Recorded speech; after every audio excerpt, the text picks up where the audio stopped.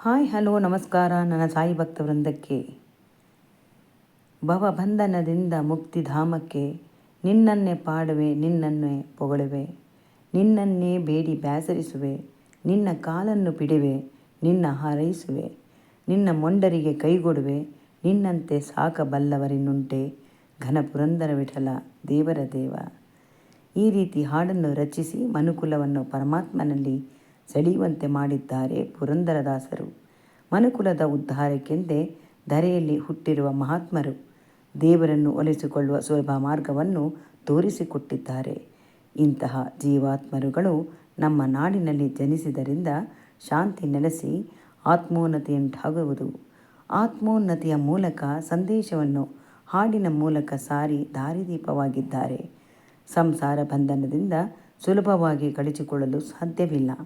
ಆದ್ದರಿಂದ ತಪ್ಪಿಸಿಕೊಳ್ಳಲು ಪ್ರಯತ್ನಿಸಿದರೂ ಕಾಮ, ಕ್ರೋಧ, ಮೋಹ, ಮದ ಮತ್ತು ಮಾತ್ಸರ್ಯ ನಮ್ಮಲ್ಲಿ ಹುಟ್ಟಿ ಮಾಯಾಲೋಕದಲ್ಲಿ ಸಂಕೋಲೆ ನಮ್ಮನ್ನು ಕಟ್ಟಿಹಾಕಿರುತ್ತದೆ. ಸಂಸಾರ ಸಾಗರವನ್ನು ಈಜಿ ದಡ ಸೇರಬೇಕು. ನಾನು, ನನ್ನದು, ನನ್ನವರು, ಸಿರಿ, ಸಂಪತ್ತು ಇತ್ಯಾದಿ ಬಲೆಗಳಲ್ಲಿ ಸಿಕ್ಕಿಕೊಳ್ಳುವ ಮನುಷ್ಯ ದುರಾಸೆ, ಸ್ವಾರ್ಥ ಅವನಲ್ಲಿ ಹೆಚ್ಚುತ್ತಲೇ ಹೋಗುತ್ತದೆ. ಇದರಿಂದ ಮುಕ್ತರಾಗಲು ದಾರಿ ಕಂಡುಕೊಳ್ಳದೆ ಹೋದವನು ಅದರಲ್ಲೇ ತನ್ನ ಜೀವಿತದ ಅವಧಿಯನ್ನು ಕಳೆದು ಬಿಡುತ್ತಾನೆ. ಇದನ್ನು ಅರಿತು ಮಾನವರಾದ ನಾವು ಸಂಸಾರವೆಂಬ ನೌಕೆಯನ್ನು ಪರಮಾತ್ಮನೆಂಬ ನಾವಿಕನನ್ನು ಇಟ್ಟುಕೊಂಡು ದಡ ಮುಟ್ಟುವ ಪ್ರಯತ್ನದಲ್ಲಿ ಸಾಗೋಣ. ನ್ಯಾಯವೆಂಬ ಹರಗೋಲನ್ನು ಹಿಡಿದು ಜೀವಿತವೆಂಬ ಪಯಣದ ಹಾದಿಯನ್ನು ಸುಲಭವಾಗಿ ಸಾಗಿ ದಡ ಮುಟ್ಟೋಣ. ಶ್ರೀ ಸಾಯಿಬಾಬಾ ನಮ್ಮೊಡನೆ ಪಯಣಿಸಿದರೆ ಎಂಥ ಅಲೆಗಳು ಸುಳಿಗಳು ಬಂದರೂ ಅಪಾಯವನ್ನು ಎದುರಿಸಿ ದಡವನ್ನು ತಲುಪಲು ಮಾರ್ಗದರ್ಶಕರಾಗುತ್ತಾರೆ. ಮಹಾಸಾಗರದಂತೆ ಇರುವ ಸಂಸಾರದಲ್ಲಿ ಈಜಿ ಜಯಿಸಿರುವ ಜ್ಯೋತಿಯ ಅನುಭವವನ್ನು ಇಲ್ಲಿ ನಾನು ಸಾದರಪಡಿಸಲಿದ್ದೇನೆ.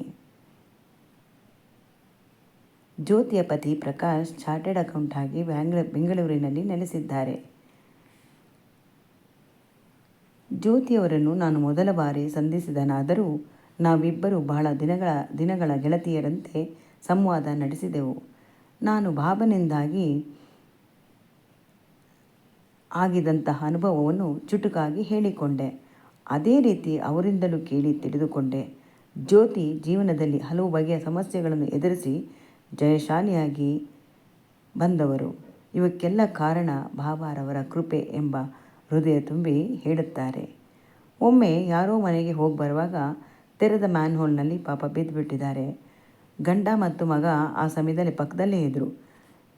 ಅವರು ಇದ್ದಿದ್ದರಿಂದ ರಕ್ಷಿಸಿದ್ದಾರೆ. ಜೀವಕ್ಕೆ ಅಪಾಯ ಆಗದಿದ್ದರೂ ಕಾಲು ತಿರುಚಿಕೊಂಡು ಬಹಳ ಕಷ್ಟಪಡುವಂತಾಯಿತು. ಆಪರೇಷನ್ ಮಾಡೋದು ಸರಿ ಹೋಗಲಿಲ್ಲ. ದುರದೃಷ್ಟವಶಾತ್ ಮತ್ತೆ ಕೆಳಗೆ ಬಿದ್ದು ಪುನಃ ಕಾಲು ಊದಿಕೊಂಡು ನೋವು ಅನುಭವಿಸುವಂತಾಯಿತು. ಚಿಕಿತ್ಸೆ ಆದರೂ ಸಂಪೂರ್ಣವಾಗಿ ವಾಸಿಯಾಗಲು ನಡೆದಾಡಲು ಬಹಳ ಕಷ್ಟಪಡುವಂತಾಯಿತು. ಜ್ಯೋತಿ ಸಾಯಿಬಾಬನ ಹೆಸರು ಕೇಳಿದರು, ಆದರೆ ಹೆಚ್ಚಾಗಿ ಆರಾಧಿಸುತ್ತಿರಲಿಲ್ಲ. ಒಮ್ಮೆ ಕನಸಿನಲ್ಲಿ ತಾನು ಬೆಟ್ಟ ಗುಡ್ಡಗಳಲ್ಲಿ ಅಲೆದಾಡಿದಂತೆ ಆಗ ಯಾರೋ ಒಬ್ಬರು ಬಾಬಾರವರ ಪ್ರಸಾದವನ್ನು ಕೊಟ್ಟಂತೆ ಕನಸು ಬಿದ್ದಿದ್ದಂತೆ. ಮಾನ್ಯ ದಿನ ಜ್ಯೋತಿಯ ತಾಯಿ ಬಾಬನ ಉದಿಯನ್ನು ಕಳಿಸಿಕೊಡ್ತೇನೆ, ತಿಳಿದವರೊಬ್ಬರು ಅದನ್ನು ಕಾಲಿಗೆ ಹಚ್ಚಲು ತಿಳಿಸಿದ್ದಾರೆ ಅಂತ ಹೇಳಿದ್ದಾರಂತೆ. ರಾತ್ರಿ ಬಿದ್ದ ಕನಸಿಗೂ ಬೆಳಗ್ಗೆ ತಾಯಿ ಹೇಳೋದಕ್ಕೂ ಏನೋ ಸಂಬಂಧ ಇರುವಂತೆ ಈಕೆಗೆ ಭಾಸವಾಗಿದೆ. ಅದರಂತೆ ಉದಿಯನ್ನು ತರಿಸಿಕೊಂಡು ಅದನ್ನು ನೀರಿನಲ್ಲಿ ಕಲಕಿ ತೀರ್ಥದಂತೆ ಸೇವಿಸಿದರು. ಅದನ್ನು ಕಾಲಿಗೆ ಹಚ್ಚಿ ನೀವಿದರು. ಇದರಿಂದ ಆಶ್ಚರ್ಯ ಆಗುವಂತೆ ಕೆಲವೇ ದಿನಗಳಲ್ಲಿ ಯಾರ ಸಹಾಯವೂ ಇಲ್ಲದಂತೆ ನಡೆಯಲು ಕಾಲಿನಲ್ಲಿ ಶಕ್ತಿ ಬಂದಿತ್ತು. ವೈದ್ಯರಿಗೆ ಇದರಿಂದ ವಿಸ್ಮಯ ಉಂಟಾಯಿತು ಎಂದು ಹೇಳಿದರು. ಇದು ಕಳೆದು ಕೆಲವು ದಿನಗಳ ಬಳಿಕ ಇದ್ದಕ್ಕಿದ್ದ ಹಾಗೆ ಜ್ಯೋತಿ ಜ್ಞಾನ ತಪ್ಪಿ ಬಿದ್ದುಬಿಟ್ರು. ಪಾರ್ಶ್ವವಾಯು ಒಂದು ಕೈಗೆ ತಾಗಿ ಯಾವ ಕೆಲಸವನ್ನು ಮಾಡಲು ಅಶಕ್ತರಾದರು. ಸಂಸಾರ ಕಟ್ಟಿಕೊಂಡವರಿಗೆ ಈ ರೀತಿಯ ಅನಾಹುತಗಳು ಸಂಭವಿಸಿದಾಗ ದಿಕ್ಕು ತೋಚದಂತಾಗುತ್ತದೆ. ಅದೇ ರೀತಿ ಜ್ಯೋತಿಗೆ ಕಣ್ಣೀರಿನಲ್ಲಿ ಕೈ ತೊಳೆಯುವಂತಾಯಿತು. ಪ್ರತಿಯೊಂದಕ್ಕೂ ಇನ್ನೊಬ್ಬರನ್ನೇ ಅವಲಂಬಿಸುವಂತಹ ಪರಿಸ್ಥಿತಿ. ಶರೀರದ ಬಾಧೆಯೊಂದಿಗೆ ಮಾನಸಿಕವಾಗಿಯೂ ಚಿತ್ರಹಿಂಸೆ ಅನುಭವಿಸುವಂತಾಯಿತು. ಎಲ್ಲ ರೀತಿಯ ಚಿಕಿತ್ಸೆ ಆಯಿತು. ವಿವಿಧ ರೀತಿಯ ಔಷಧ ಸೇವನೆಯಿಂದ ಮತ್ತೊಂದು ರೀತಿಯ ಕಾಯಿಲೆಗಳು ಸೇರಿಕೊಂಡಿತು. ಅಸಿಡಿಟಿ, ಬೆನ್ನು ನೋವು, ಹೀಗೆ ರೋಗದ ಗೂಡಾಯಿತು ಜ್ಯೋತಿಯವರ ಶರೀರ. ಕಡೆಗೆ ಜ್ಯೋತಿ ಒಂದು ನಿರ್ಧಾರಕ್ಕೆ ಬಂದರು. ದೇವರ ಕೋಣೆಯಲ್ಲಿರುವ ಬಾಬಾ ಪ್ರತಿಮೆಯ ಮುಂದೆ ತಾನು ಸೇವಿಸುತ್ತಿದ್ದ ಔಷಧಿಗಳನ್ನೆಲ್ಲ ಬಾಬನ ಮುಂದಿಟ್ಟು ಬೇಡಿಕೊಂಡ್ರು. ನಾನು ಬದುಕಿ ಉಳಿಯುವುದು ಅಳಿಯುವುದು ನಿನಗೇ ಸೇರಿತು. ನನ್ನ ಮುಳುಗಿಸು ಅಥವಾ ತೇಲ್ಸು, ಎರಡಕ್ಕೂ ನಾನು ತಯಾರಾಗಿದ್ದೇನೆ ಅಂತ ಹೇಳುತ್ತಾ ಬಾಬನ ಚರಣಕ್ಕೆ ಶರಣಾದರಂತೆ. ಕರ್ಮವನ್ನು ಧ್ವಂಸ ಮಾಡಿದ ಭಕ್ತರಿಗೆ ಅನುಗ್ರಹ ಮಾಡಲು ಕಾದು ನಿಲ್ಲುವ ಶ್ರೀ ಶಿರಡಿ ಸಾಯಿಬಾಬಾ ಭಕ್ತಿಯ ಕರೆಗೆ ಓಗೊಟ್ಟಿದ. ಪ್ರೇಮದಿಂದ ಕೈ ನೀಡಿ ಆಸರೆ ನೀಡಿದ. ಬಾಬನಿಗೆ ಶರಣಾದ ಜ್ಯೋತಿ ಇನ್ನು ಮುಂದೆ ನಾನು ವೈದ್ಯರು ನೀಡಿದ ಮಾತ್ರೆ ಔಷಧ ಯಾವುದೂ ಸೇವಿಸುವುದಿಲ್ಲ, ನಿನ್ನನ್ನೇ ನಂಬಿದ್ದೇನೆ ಎಂದು ನಿಶ್ಚಲ ಮನಸ್ಸಿಂದ ಸುಮ್ಮನಾದಳು. ಬಾಬಾ ದಯೆ ತೋರಿದರು. ಶರೀರದಲ್ಲಿ ಶಕ್ತಿ ತುಂಬಿದ ಉದಿಯ ಮಹಿಮೆಯಿಂದ ಜ್ಯೋತಿಯ ಶರೀರ ಸಂಪೂರ್ಣವಾಗಿ ಚೇತರಿಸಿಕೊಂಡಿತ್ತು. ತವರಿನವರೊಂದಿಗೆ ಮಗನನ್ನು ಕರೆದುಕೊಂಡು ಶಿರಡಿಗೆ ಜ್ಯೋತಿ ಹೋಗಿದ್ದಾಗ ಒಂದು ವಿಶೇಷವಾದ ಅನುಭವ ಉಂಟಾಯಿತು. ಆ ದಿನ ಬಹಳ ಜನ ಸೇರಿದ್ದರಿಂದ ಕ್ಯೂನಲ್ಲಿ ನಿಂತು ದರ್ಶನ ಪಡೆಯಲು ಬಹಳ ಹೊತ್ತಾಗೋಗಿತ್ತು. ಕಾಲಿನಲ್ಲಿ ಶಕ್ತಿ ಕಡಿಮೆ ಇದ್ದುದರಿಂದ ಹೆಚ್ಚು ಹೊತ್ತು ನಿಂತಿದ್ದರಿಂದ ನೋವು ಜಾಸ್ತಿ ಬಂತು. ಮತ್ತೆ ಪ್ರಸಾದ ಪಡೆಯಲು ಕ್ಯೂನಲ್ಲಿ ನಿಲ್ಲಬೇಕಾಯಿತು. ಆದರೆ ನಿಲ್ಲಲು ಸಾಧ್ಯವಾಗದಷ್ಟು ನೋವು. ಒಂದು ಕಡೆ ಹೋಗಿ ಮಗನೊಂದಿಗೆ ವಿಶ್ರಮಿಸಲು ಕುಳಿತುಕೊಂಡ್ರು.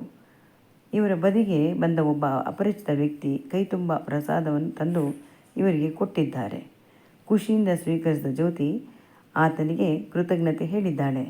ನಂತರ ಅವರನ್ನು ನೀವು ಎಲ್ಲಿ ವಾಸವಾಗಿದ್ದೀರಾ ಅಂತ ಪ್ರಶ್ನಿಸಿದ್ದಾಳೆ. ಮುಗುಳ್ನಕ್ಕು ಆತ ಇಲ್ಲೇ ಶಿರಡಿಯಲ್ಲಿ ಎಂದು ಹೇಳಿ ಹೊರಟು ಹೋದರಂತೆ. ನೋಡಲು ಬಾಬನ ಮುಖವನ್ನು ಹೋಲುವ ಆ ವ್ಯಕ್ತಿ ಅಲ್ಲಿಂದ ಸರಿದ ತಕ್ಷಣ ಮನಸ್ಸಿಗೆ ಅರ್ಥವಾಗಿದೆ, ಬಂದವರು ಬಾಬಾನೇ ಇರಬಹುದೇನೋ ಎಂದು. ಜ್ಯೋತಿಯ ಮಗ ಅವರನ್ನು ಹುಡುಕಿಕೊಂಡು ತಕ್ಷಣ ಹಿಂದೆ ಹೋಗಿದ್ದಾನೆ. ಆದರೆ ಅಪರಿಚಿತ ವ್ಯಕ್ತಿ ಮಾಯವಾಗಿದ್ದಾರೆ. ನಾನು ಬಾಬನಿಗೆ ಶರಣಾಗಿದ್ದೇನೆ.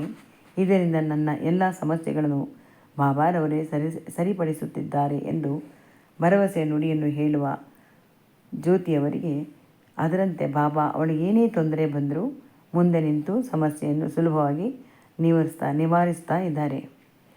ಜ್ಯೋತಿಯ ಪತಿ ಪ್ರಕಾಶ್ ರವರು ಯಾರಿಗೋ ಹಣದ ಸಹಾಯ ಮಾಡಲು ಹೋಗಿ ದೊಡ್ಡ ಮೊತ್ತದ ಹಣ ಕಳೆದುಕೊಳ್ಳುವುದರಲ್ಲಿದ್ದರು. ಸಹಾಯ ಪಡೆದ ವ್ಯಕ್ತಿ ವಂಚಕ ಅಂತ ನಂತರ ತಿಳಿಯಿತು. ಇದರಿಂದ ನಷ್ಟ ಅನುಭವಿಸಿ ತೊಂದರೆಗೆ ಸಿಕ್ಕಿ ಹಾಕಿಕೊಳ್ಳುತ್ತಿದ್ದೇವೆ ಅಂತ ಅರ್ಥವಾದರೂ ಏನು ಮಾಡುವ ಹಾಗೆ ಇರಲಿಲ್ಲ. ಜ್ಯೋತಿ ಬಾಬನಲ್ಲಿ ತನ್ನ ಕಷ್ಟವನ್ನು ಹೇಳಿಕೊಂಡು ನಿವಾರಣೆಗಾಗಿ ಬೇಡಿಕೊಳ್ತಾಳೆ. ಹಣ ಪಡೆದ ವ್ಯಕ್ತಿ ತಾವಾಗಿಯೇ ದೂರವಾಣಿ ಕರೆ ಮಾಡಿ ಕೊಡಬೇಕಾದ ಹಣವನ್ನು ಸಂಪೂರ್ಣವಾಗಿ ಕೊಟ್ಟರಂತೆ. ಬಾಬಾ ಆತನ ಮನಸ್ಸನ್ನು ಪರಿವರ್ತಿಸಿ ಸಹಾಯ ಮಾಡಿಸಿದ್ದಾರೆ. ಜ್ಯೋತಿಯ ಮಗ ಅಮೆರಿಕದಲ್ಲಿ ಓದುತ್ತಿದ್ದಾನೆ. ಅಲ್ಲಿ ಅವನ ಆರೋಗ್ಯ ತಪ್ಪಿ ಆಸ್ಪತ್ರೆ ಸೇರಿದ. ಆ ಸಮಯದಲ್ಲಿ ಆಸ್ಪತ್ರೆ ಸಿಬ್ಬಂದಿ ಹೊರತು ಬೇರೆ ಯಾರೂ ಅವನನ್ನು ಗಮನಿಸುವವರು ಇಲ್ಲದಂತಾಯಿತು. ಜ್ಯೋತಿ ಪ್ರಾರ್ಥನೆ ಸಲ್ಲಿಸಿದಾಗ ಬಾಬಾ ಕಾಣಿಸಿಕೊಂಡು ಹೇಳಿದರಂತೆ, ಭಯಪಡಬೇಡ, 9 ದಿನ ಹೀಗೆ ಇರುತ್ತದೆ. ನಂತರ 8 ಗಂಟೆ ಅವಧಿ ಮುಗಿದ ಬಳಿಕ ಸಂಪೂರ್ಣವಾಗಿ ಚೇತರಿಸಿಕೊಳ್ಳುತ್ತಾನೆ ಅಂತ.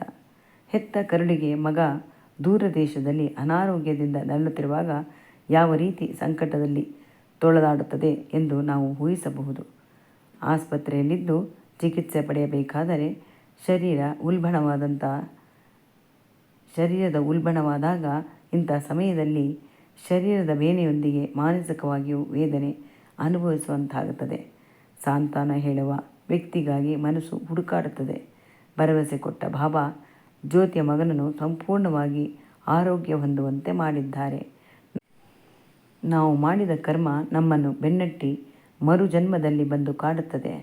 ಇಂತಹ ಸಮಯದಲ್ಲಿ ಭಗವಂತನನ್ನು ಭಕ್ತಿಯಿಂದ ಧ್ಯಾನಿಸುವುದೊಂದೇ ನಮಗಿರುವ ಮಾರ್ಗ. ಅದಕ್ಕಾಗಿ ತಪಸ್ಸು ಮಾಡಿ ಸಿದ್ಧಿಯನ್ನು ಪಡೆಯಬೇಕೆಂದೇನೂ ಇಲ್ಲ. ಯಾತ್ರೆ ಹರಕೆ ಯಾವುದೂ ಅವಶ್ಯವಿಲ್ಲ. ಅವನ ನಾಮವನ್ನು ಭಕ್ತಿಯಿಂದ ಉಚ್ಚರಿಸಿದರೆ ಸಾಕು. ಭವಬಂಧನದಿಂದ ನರಳುವವರನ್ನು ಕನಿಕರದಿಂದ ಕಂಡು ಮುಕ್ತನಾಗಿಸುತ್ತಾನೆ. ಓಂ ಶ್ರೀ ಸಾಯಿ ಪ್ರಣಾಮ್.